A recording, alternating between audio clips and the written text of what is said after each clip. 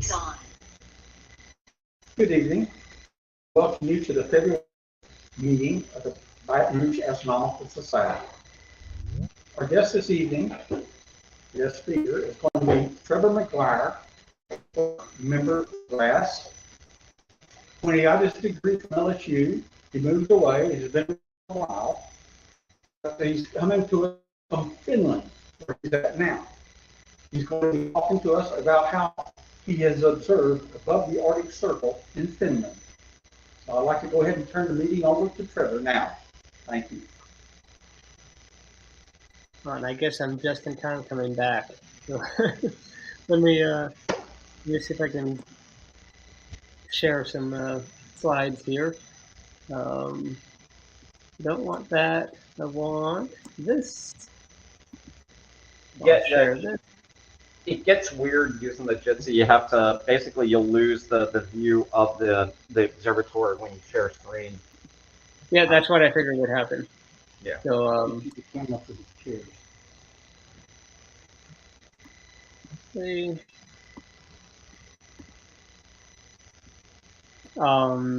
Let's see. That doesn't.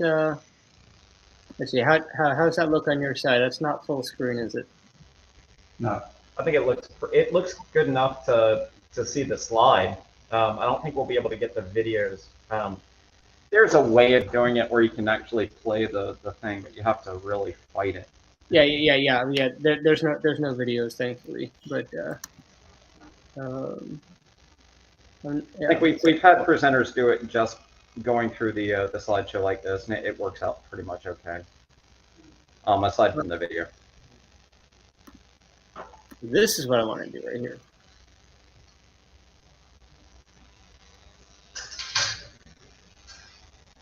Okay, I think we're good here now. Okay, so this is not the most amazing connection that I've ever had, but oddly enough, thankfully, I can hear a little bit of audio feedback. So if that ever goes away, then I'll just stop. I'll stop talking until it comes back. That way I'll know if people can hear me. So just general statement here. If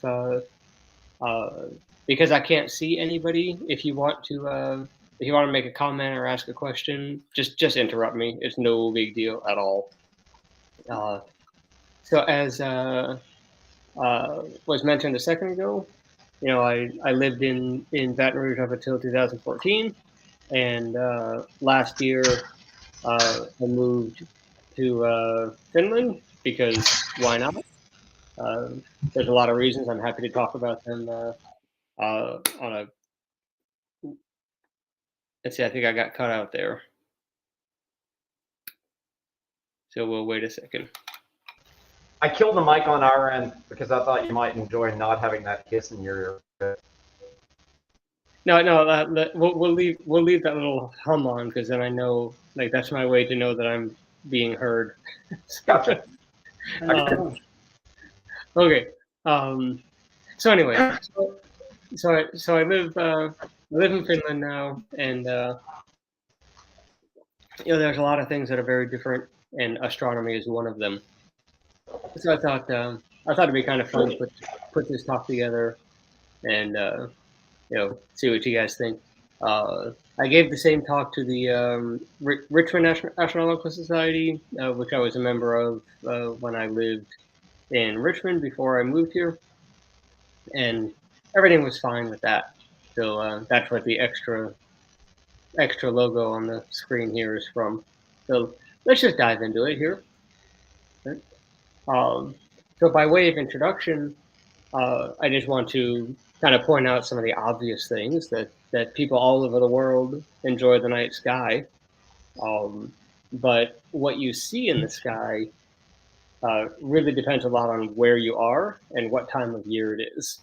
Now, I know that's kind of an obvious statement, but we're going to go to the extreme cases a lot here. Right?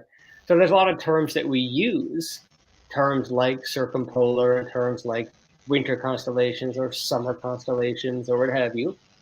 But as a hobby, amateur astronomy is really dominated by the mid latitudes, and specifically the mid northern latitudes.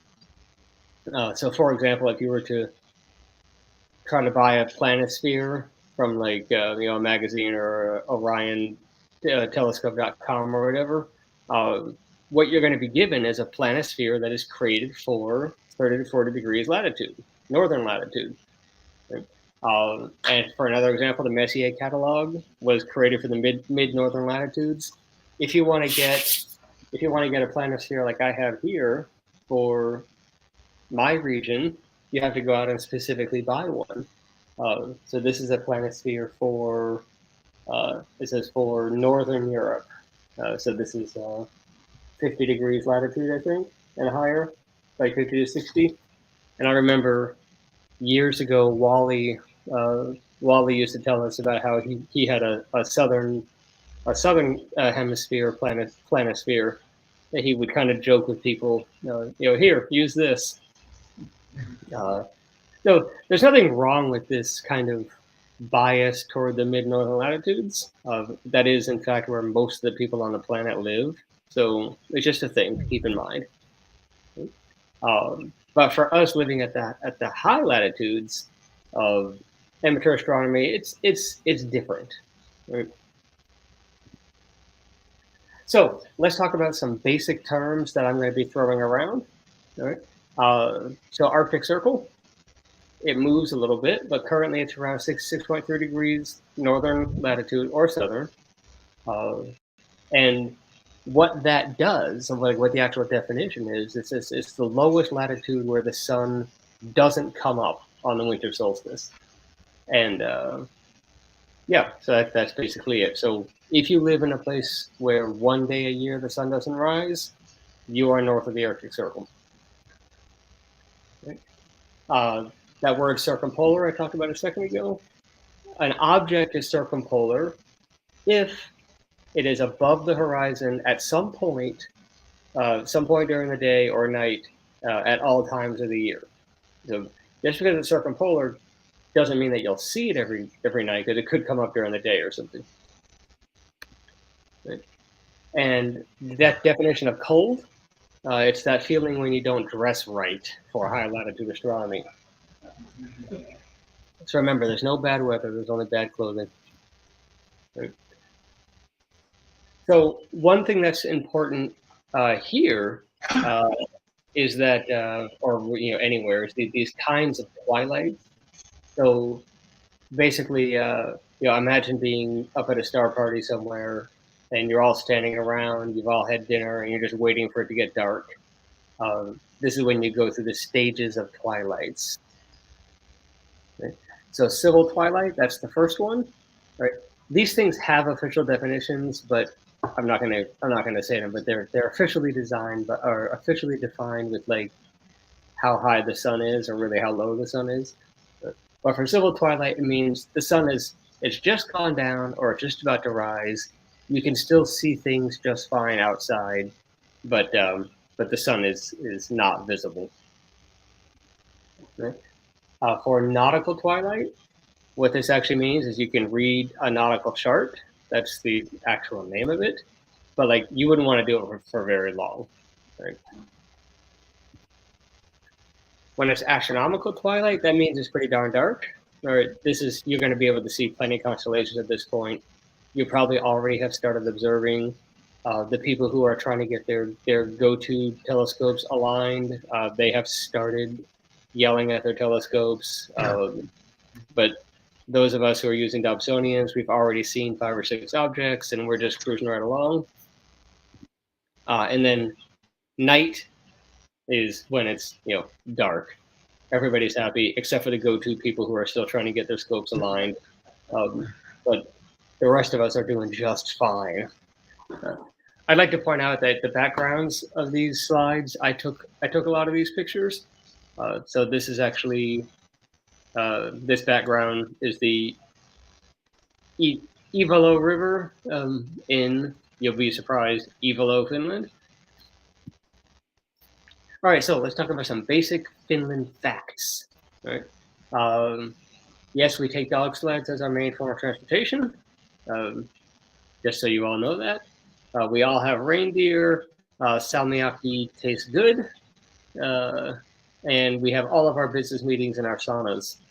So these are established facts, dependent on your version of reality.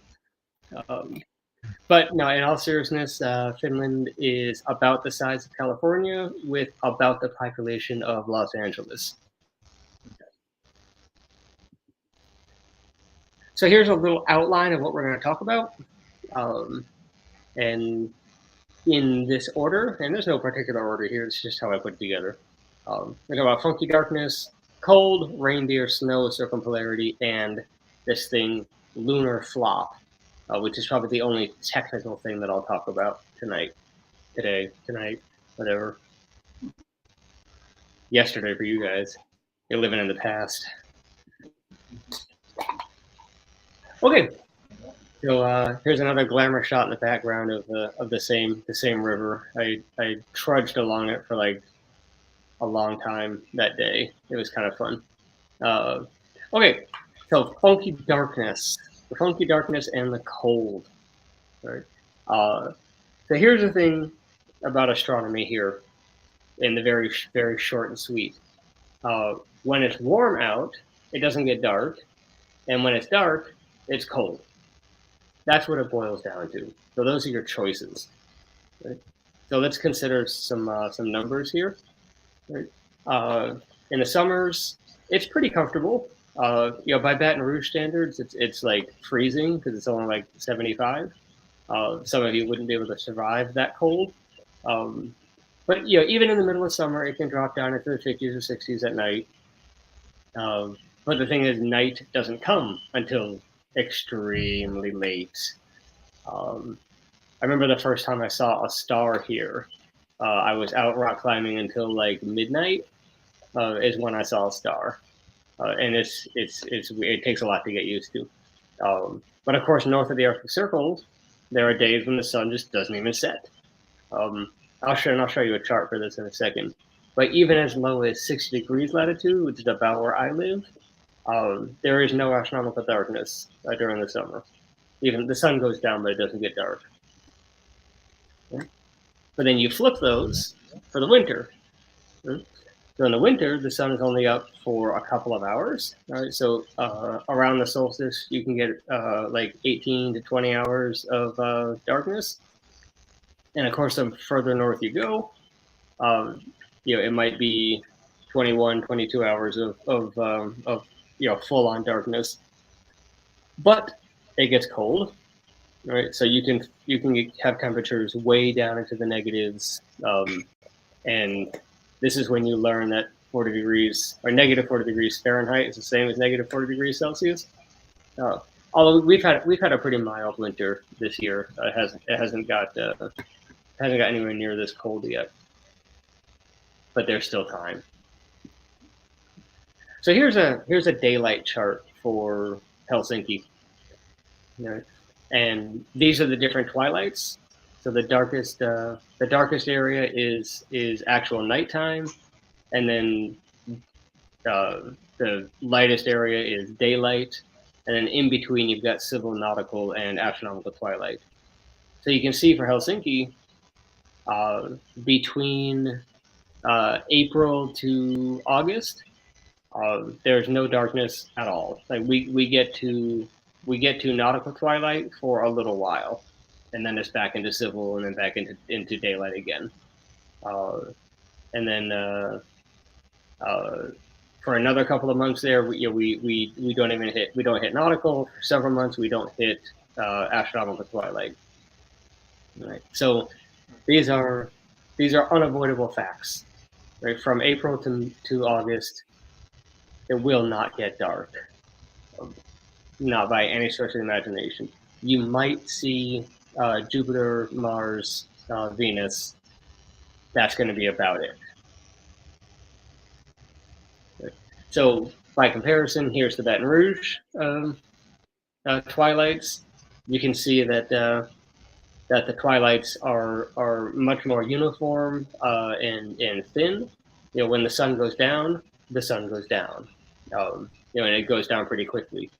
But look at these, the twilight banding here. It's when the sun sets here, it takes a long time. Like from the moment it touches the horizon until it's actually out of sight, it's an extremely slow sunset. But it's kind of cool. Right? Whereas, of course, sunrise and sunset at the mid latitudes, the sun basically comes straight up, like orthogonally to the horizon. That's kind of something I wasn't expecting. Is the twilights around here generally last for about 40 to 45 minutes. I'm guessing up there in the Arctic Circle, that's extended by. So how long would you say for the twilights? It's non-uniform for each setting, it looks like. Yeah, exactly. So it depends on the time of year. Like basically during the summer, you just don't see it. Like if you're sleeping regular hours during the summer, you are never going to not see the sun in the sky. If it actually only goes below the horizon for a couple of hours. But then, But I mean, like I the said, duration of each one of them looks like it's going a little bit more than that 40 minutes that we got down here. It looks like that might be stretching to closer to an hour. yeah, that I would say that's about right. Now, because I don't like hang out outside, while it's getting dark. I never actually because the best way to know what twilight you're actually in from an astronomical standpoint is just to look up, like, oh, what stars can I see now? And I haven't really been doing that, but when I do spend a lot of time outside, when it's getting later and getting darker, um, you know, basically for me it's a matter of when do I need to turn on the light from on my bike? Like when can I not really see where I'm going anymore? Oh, it's suddenly dark now.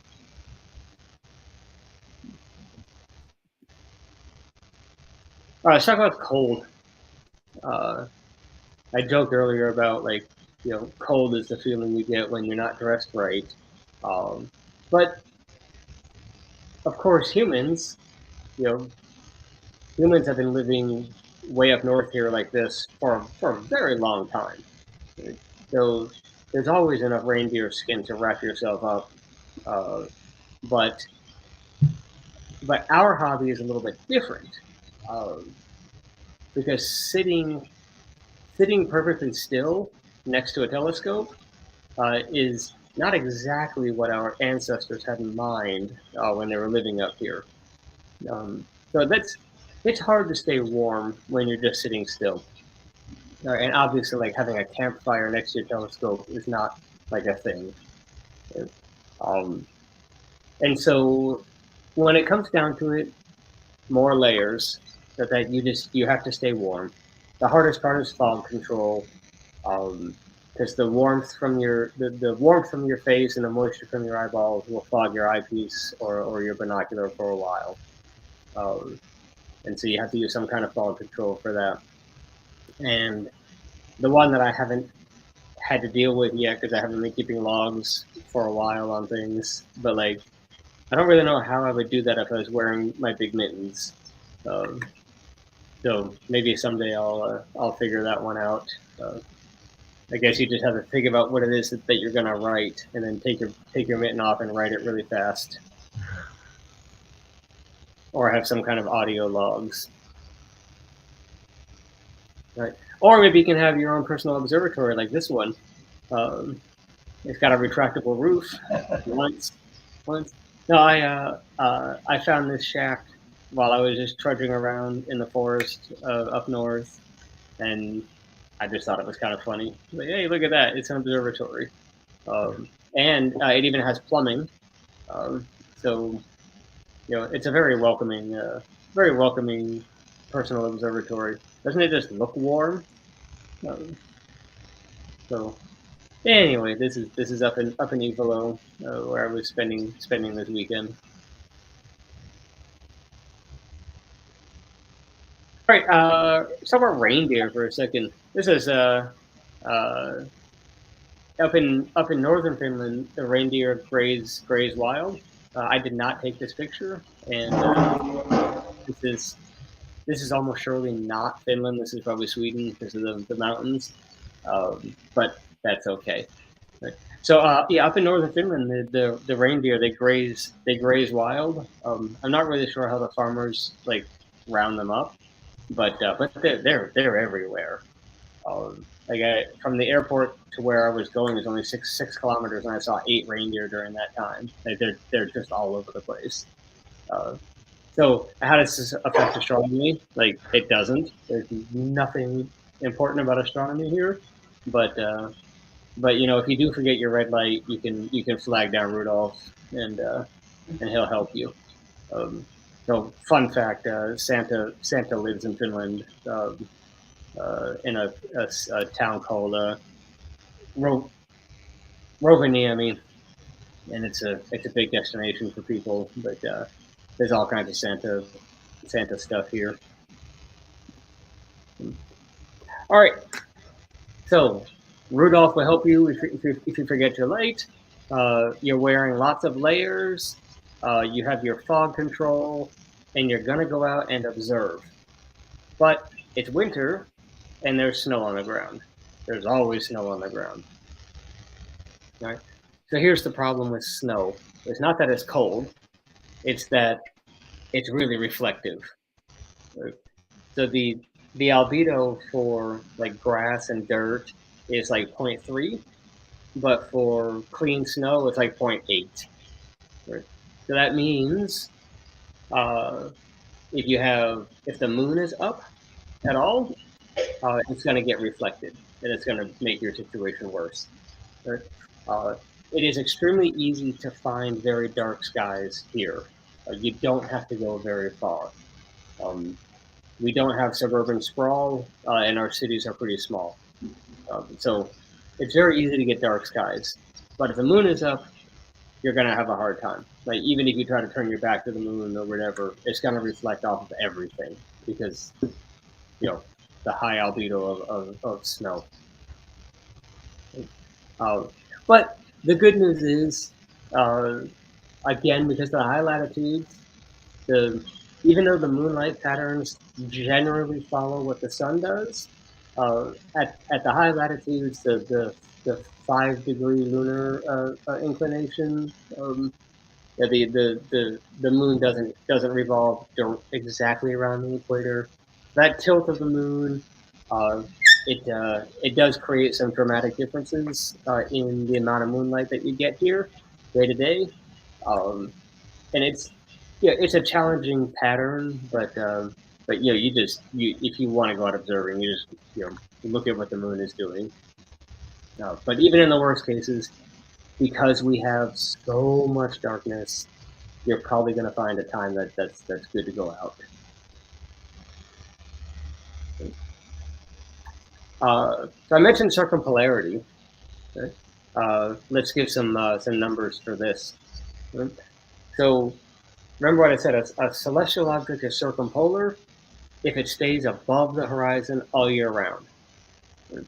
So what that means is if you look at Polaris, and then you go from Polaris down to the horizon, and you draw a circle with that radius, that's the stuff that's circumpolar to you.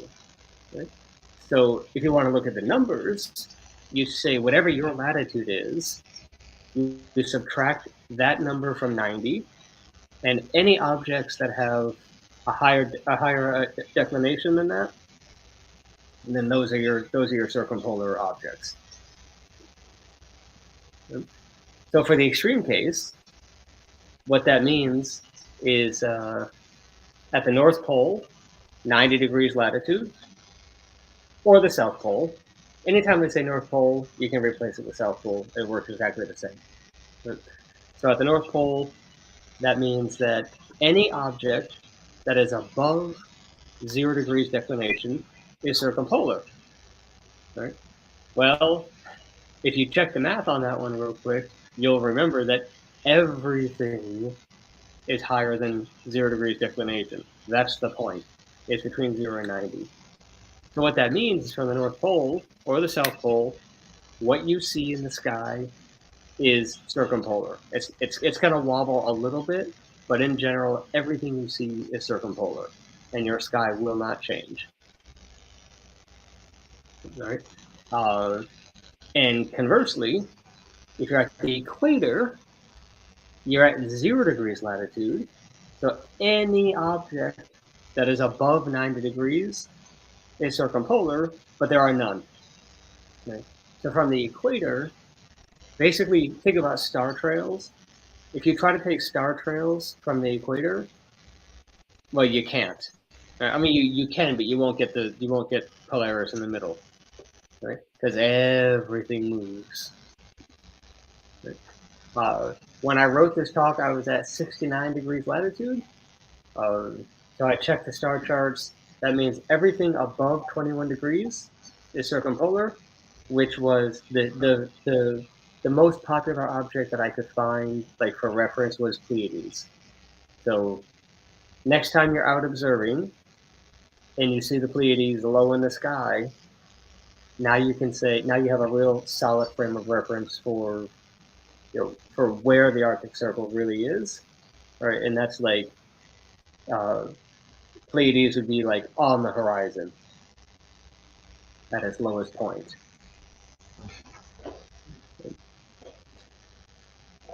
All right, let's continue on the weird stuff. This is one that I like because I don't think a lot of people think about it. Right? But you have moonrise and you have moonset, and as the moon goes across the sky, it's going to rotate, right? Just like field rotation in astrophotography, right? But if you if you think about the horizon, specifically the horizon where the moon rose, that's going to be your frame of reference. Right? So from your frame of reference, which is the horizon where the moon rose, the moon's gonna rotate. Right? But the higher your latitude, the less that happens. Right? And let's look into the why. Right? Again, with the extreme cases. Right? So if you stand at the North Pole and you look at the moon, you are roughly looking horizontally, right? Because the moon orbits roughly at the equator. Right? So compared to your horizon, the moon is not going to rotate, right? Because all you are doing is basically turning on your vertical axis as you watch the moon go across the sky. Right? But at the extreme case, from the equator, the moon is rising in the far east, right? And then you have to think about it. It will like go over nadir and then set in the west. But with reference to the eastern horizon, when the moon sets, it will have flipped 180 degrees. Right? So I'll show you a quick picture. Right? So this is your on the right-hand side, that's the sun. Sorry, that's the moon. That's the moon that the people in the northern latitude generally expect. It's tilted a little bit. But then when it sets, it'll be like upside down. Right? Now, I'm going to assume that there are people in this audience, because this is the right audience, who have watched a movie before and screamed at the TV because the moon was upside down. And that's because a lot of movies are filmed in Australia. So keep an eye out for it. When you see a moon, just ask yourself, where are the Maria? Are they where you would expect them to be for a movie that's supposed to be taking place in the U.S. or in Europe, or is the look where Tycho is, look where the Maria are they in the wrong place? Well, that's because it was probably filmed in Australia. So just one of those things to look out for. It's kind of fun. Right? So what that really means for us is we don't see those the extreme lunar orientations where you might see these crescent moons that are like smiling, or maybe the crescent moons that look like a hat with respect to the horizon. Uh, it'll rotate a little bit, but you really won't notice. But it's those extreme cases where maybe maybe you're going to work early in the morning, or like you're going to the airport for some reason, or you're seeing the moon at a time that you don't normally see it. Is when you'll notice these kind of smiling crescents at these extreme orientations. But here, it doesn't happen. Okay, so I just went through about 6 things that are hard or challenging or just outright bad. It doesn't get dark. Snow makes the moon hard to look at. The moon doesn't do its normal interesting things, and so on and so forth. So what are the good things? Are there any good things about being here? And the answer is, of course, yes. Okay. And there's 2 I want to point out in particular, and that is solar astronomy and Aurora. Right? So here's the thing, right? If the sun is up all the time and the weather is beautiful, why not go look at it? Right? Now, admittedly, solar astronomy is an expensive subset of our hobby. It's not your first telescope. Right? But given the situation, when life gives you lemons, you sell enough lemons to buy a hydrogen scope. Right? And then when you sell even more lemons, then you buy a calcium kaolin filter. Right? And then you sell more lemons and you start buying a camera, and then so on and so forth. Right? So yeah, solar astronomy. If the sun's always up, you might as well be looking at it. Right? So as most of you probably know, I had the H alpha scope back when I lived in Baton Rouge still, and still have it, still love it. It's my favorite toy. I will be buying a calcium kaolin filter, but the only company that sells one is Lunt in Arizona, and I don't think there's any European Union tax officials on the line here, but I can tell you I am not paying 24% import tax on top of how much one of those things already costs. So I will wait until I'm in the U.S. and just have one shipped to a family member and then just bring it back. They're already very expensive. All right, now Aurora. Right, Aurora they are so obscenely popular here that it's like to the point of being annoying. Right, if you go up north and you want to find a restaurant or you want to find a hotel or whatever, it's going to have something related to Northern Lights. Like it's a big tourist draw, but the locals are also, really, really, really into Aurora. Right? Again, up north, a lot of hotels have these like dog sled Aurora packages, which I think is stupid because like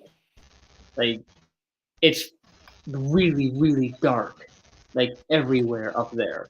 Unless you are immediately under a streetlight, you do not need to get on dog sleds to go an extra 5 kilometers out of town to see the Northern Lights. Like, it's really easy from anywhere.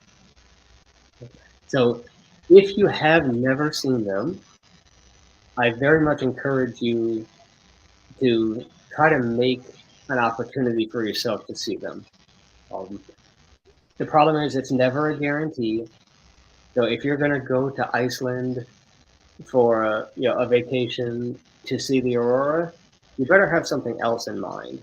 Because they can be finicky, but we are going into a solar maximum, so it's going to be easier.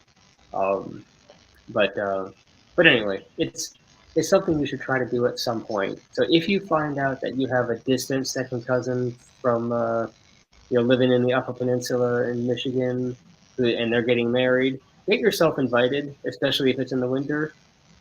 You might get a chance up there. Those are the kinds of things. Um, but Aurora can be wiped out by light pollution pretty easily. Um, so you just got to keep that in mind. Right? If you are in a place that has some light pollution, it's going to be a little bit challenging. But even, I live like 15 kilometers from like the dead center of Helsinki, which is the capital city of Finland. Probably like, I think like 30% of the entire population of Finland lives in Helsinki. And I can walk outside right now and see stars from like my parking lot of my garage or at my apartment. It is not hard to get away from lights here, and we have aurora this time of year at this latitude like once a week or so. Uh, and you can get alerts on your phone. Say, hey, you might want to go outside in 10 minutes because we're going to see some aurora. If I had northern facing windows, that'd be really nice, but I don't. Because northern facing windows in the winter, in the winter are cool, but in the summer they suck because the sun is up all the time.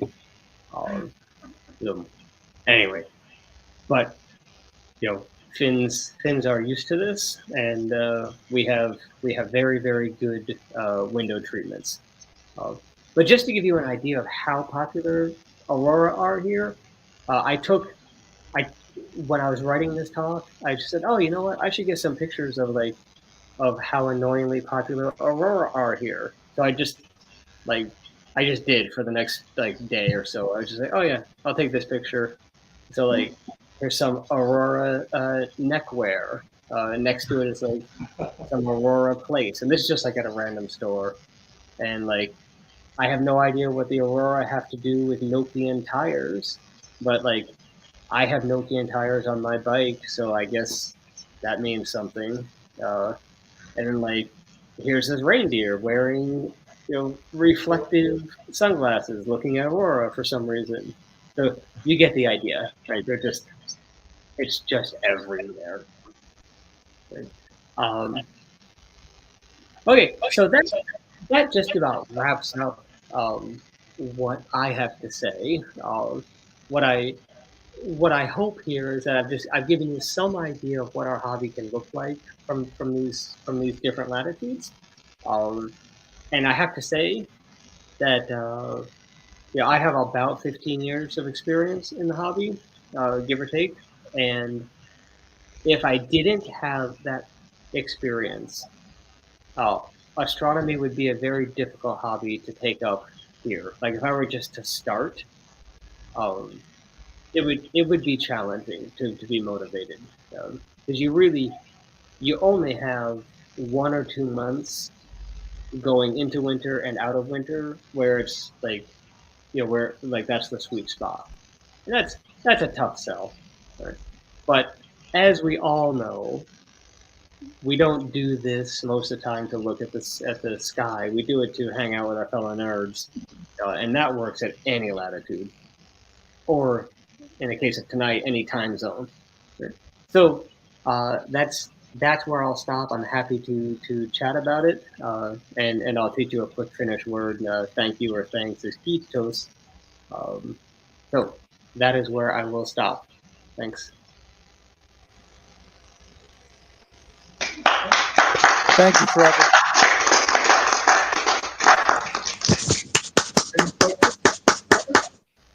Yeah, Trevor. I mean, you've kind of already answered a lot for this question I'm going to ask, but you and I are both heavily visual observers, right? Big into the Astro League programs and that sort of thing. Aside from the cold, aside from the stuff you already talked about, has anything sort of you've looked up, you kind of gone, huh? That's kind of cool. Yeah. As a visual observer. Yeah, I lived here for about 6 months. I got here in April of last year, and I kept telling myself that like even though I'm looking around and like all the signs are in Finnish and everybody's speaking Finnish and everybody is tall and blonde and beautiful, like I just couldn't get myself to like in that in that state of mind where I'm like, hey, I live in Northern Europe now, until the first night I saw Polaris. I was just walking along and I said, oh, look, there's the Big Dipper and there's Polaris. Why is that so high? It was like, it's like Exactly. wow. I figured you might say that. So, and Stephen can talk about this. We went to the Minneapolis Alcon, and when they did their star party, that was one of the, I'm like, wait a minute, I need to get my bearings. Polaris is way up there. It really throws you off. Yeah, and I'm probably about 15 degrees higher than Minneapolis.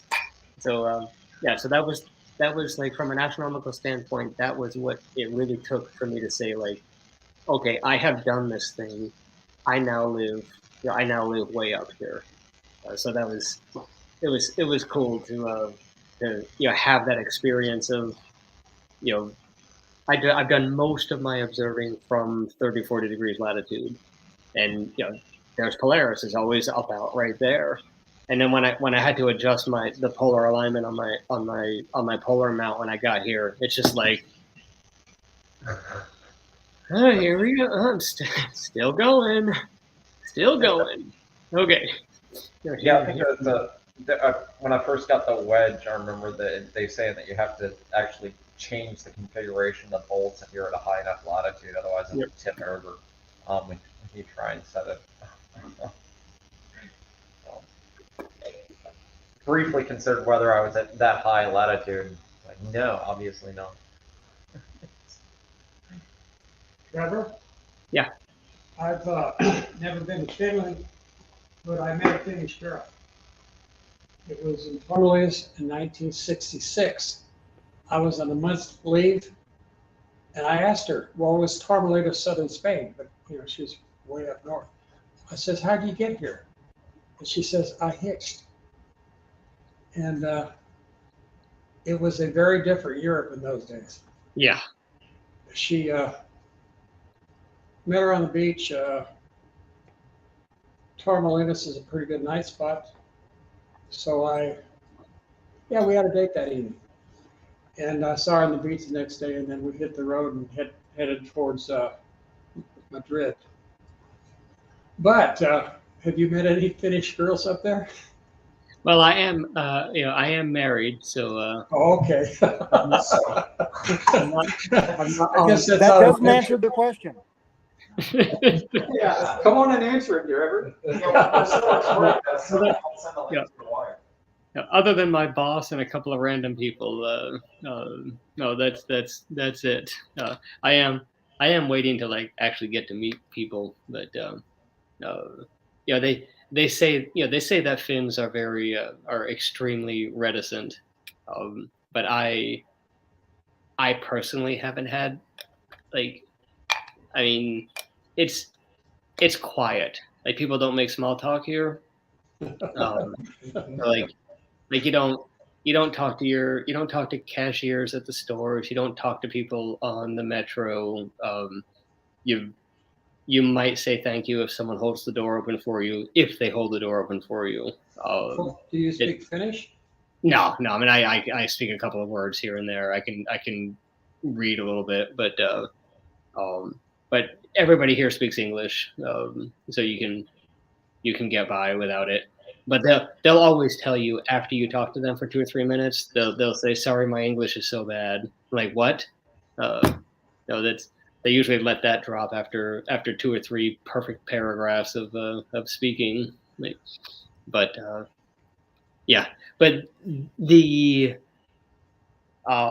there are 2 astronomy clubs here, and it's a pretty big hobby. But as with the rest of the world, amateur astronomy is a graying hobby. And when I say everybody speaks English here, I really mean everybody under, say, 35 years old, roughly. So when you get to the age bracket where most of your astronomers are going to be, a lot of them are not going to speak English, and so I I haven't joined the clubs yet and like gone out to any meetings. There aren't any right now anyway. But you know, basically, I'm going to be a little bit more standoffish from that until my finish moves along to a communication type of level, because I'm going to need it to talk to these older people. I got a question for you, Trevor. Yeah. I lived in St. Louis for 30 years, and below 32, forget it. You know, that's just me. And but I got the snow and the white wood cheap thing. But I was wondering how. I mean, what are your limits? What are the limits there as far as the lower temperatures, and how does it affect your equipment? And how do you? I lost my word. You know, I guess migrated from the warm to the, what am I saying? Transition from the cold to the warm, so to speak.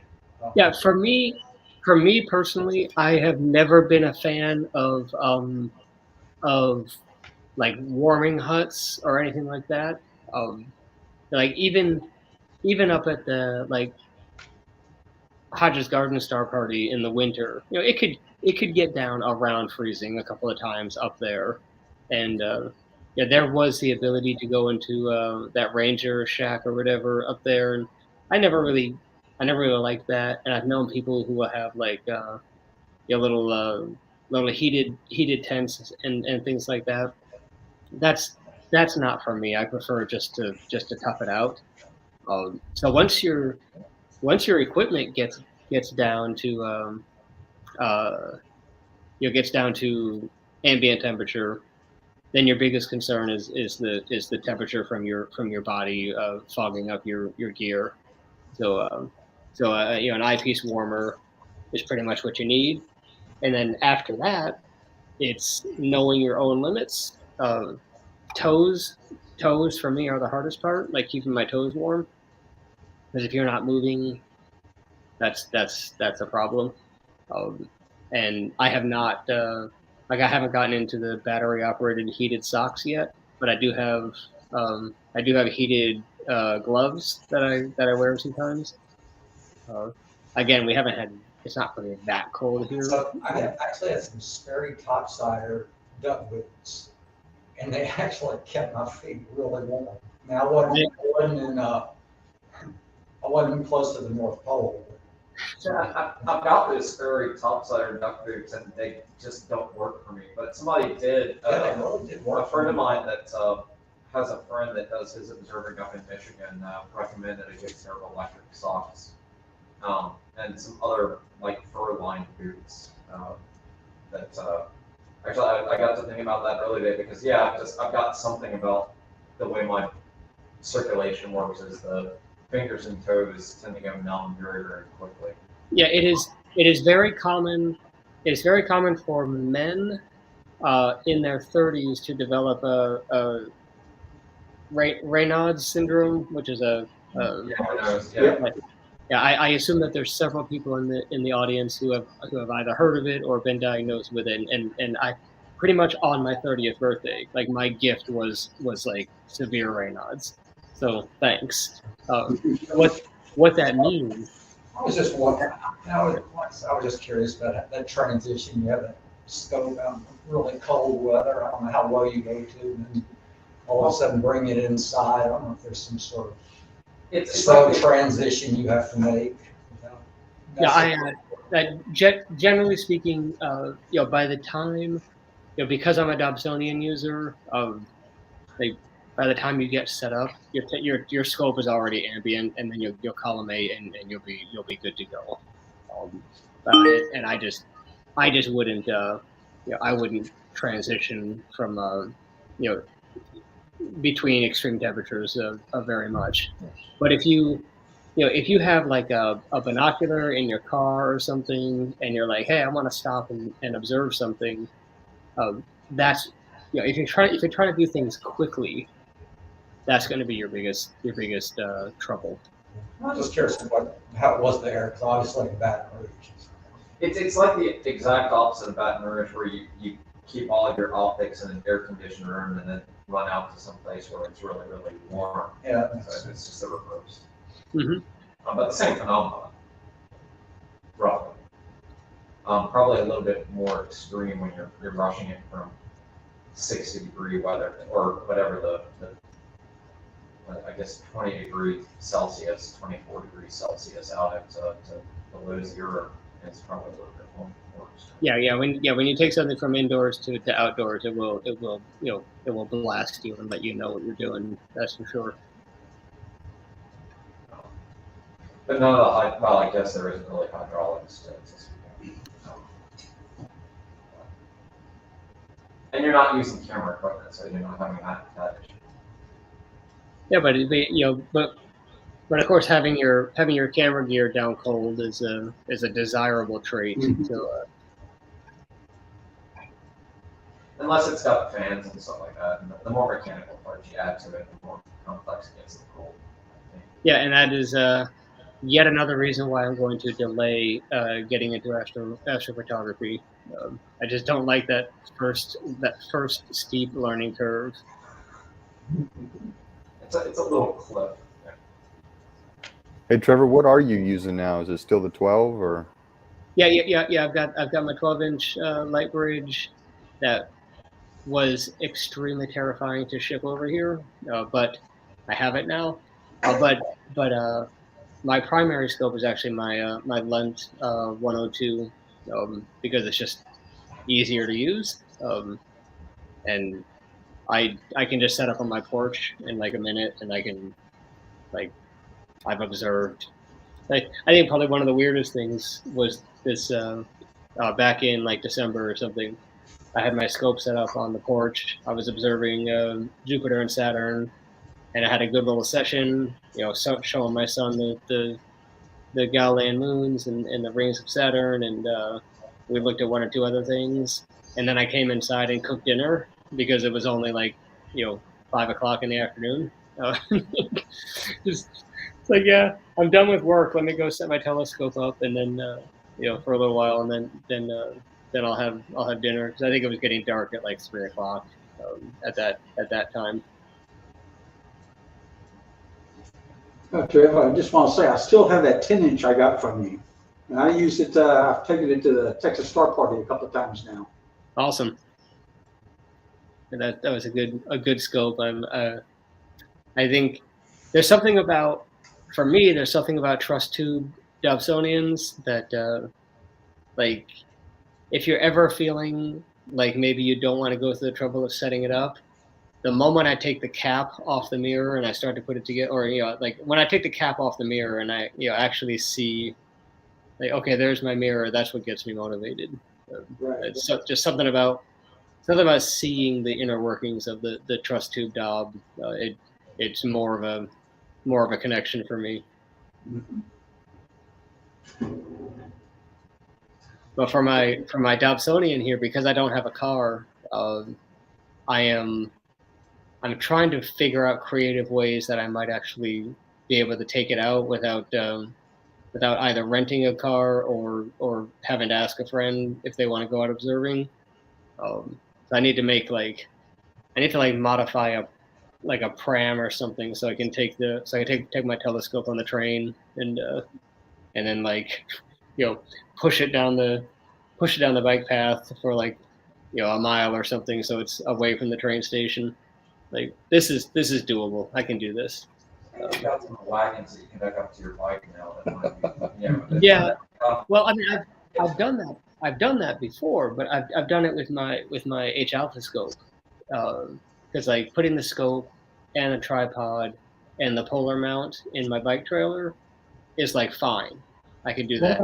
Reindeer. Can't you just get a sled and a bunch of reindeer? There you go. See, now we're getting somewhere. Problem is, I don't have them. I don't have them out in the parking lot here. Yeah, I gotta get creative. Because I'm sure as hell not gonna get a car. Not like some kind of sucker. One of the main reasons I moved here. I don't need a car. Supposedly they've got a nice new electric snowmobile coming out. Yeah, That's actually a hobby that I don't see here. Up north, I saw it, but down south, I think one of the main winter hobbies is skiing, like cross country skiing. Yeah. That's extremely popular. I have not gotten into it though. I much prefer taking my life into my own hands, trying to ride my bike on the. They have there's a specific word here that describes the current weather, which is when we had a bunch of snow and then some of it melted and then it refroze.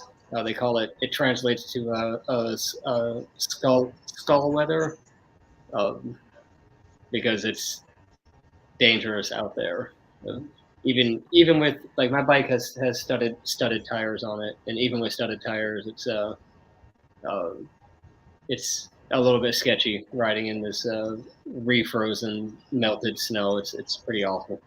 Yeah, somebody once asked me if I've ever actually used or had to use my bike helmet, and yeah, that was the only time. Is one day we had a big freeze come by, and I tried to ride the bike, and it slipped right off my head. So.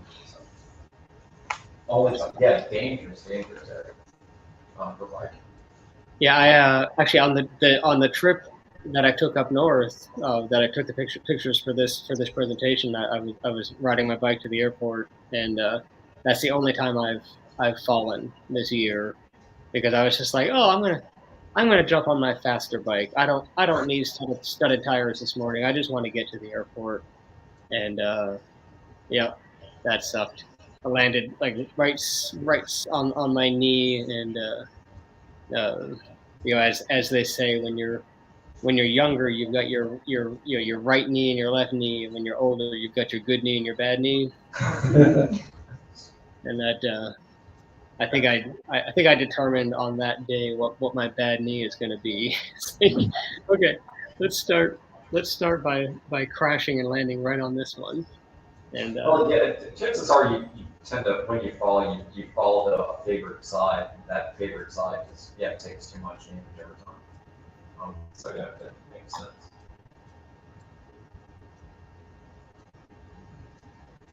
Well, there's no more questions.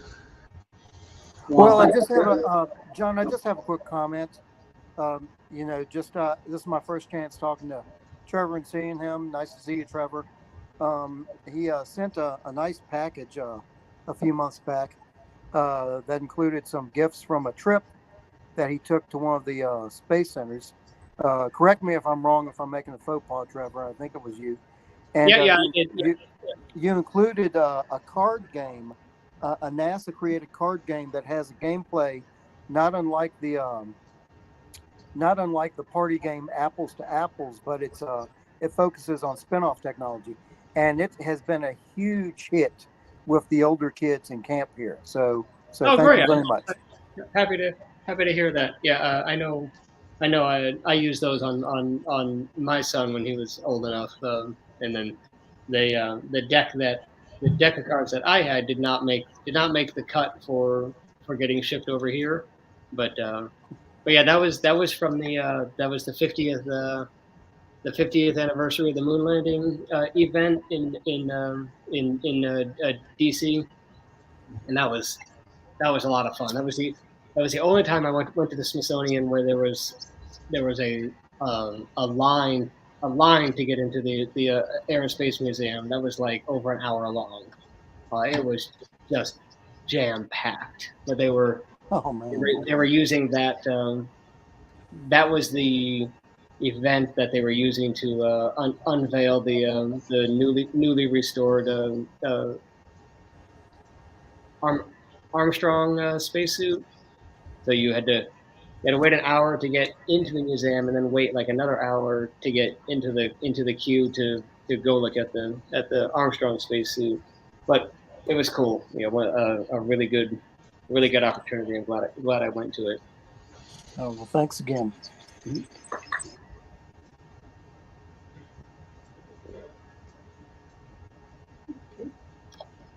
Nothing else. Then I want to thank you, Trevor, for appearing for us and giving us a nice talk here. Very interesting.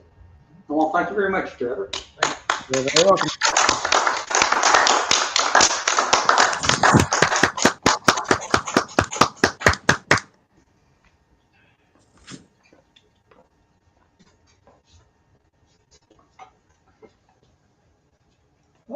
appears to be the end of our program and the end of our last session.